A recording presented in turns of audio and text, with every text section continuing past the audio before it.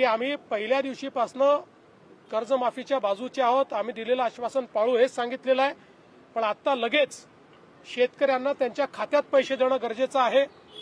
कर्जाची वसुली जून महिन्यात होणार आहे आणि आता जर आपण शेतकऱ्यांच्या खात्यामध्ये पैसे दिले नाहीत तर शेतकरी रबीचा पेरा देखील करू शकत नाही. आणि म्हणून पहिल्यांदा तात्काळ शेतकऱ्यांना जे त्यांच्या खात्यात पैसे दिले पाहिजे त्याची सगळी तरतूद आम्ही केलेली आहे आणि ते पैसे आता शेतकऱ्यांच्या खात्यामध्ये जाणं सुरू झालेलं आहे.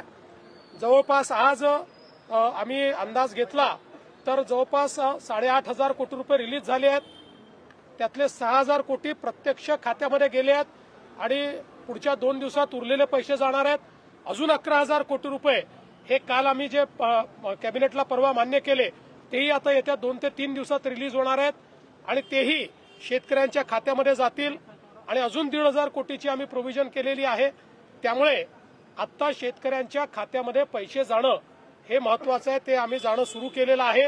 आणि माझा अंदाज आहे की पुढच्या 15 ते 20 दिवसात 90% शेतकऱ्यांच्या खात्यात हे पैसे पोहोचून जातील.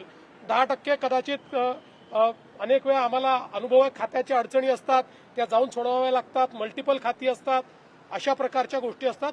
त्यामुळे तेही आम्ही त्यांचंही जे बाकी 10% आहेत त्यांचंही आम्ही त्या ठिकाणी पूर्ण करू.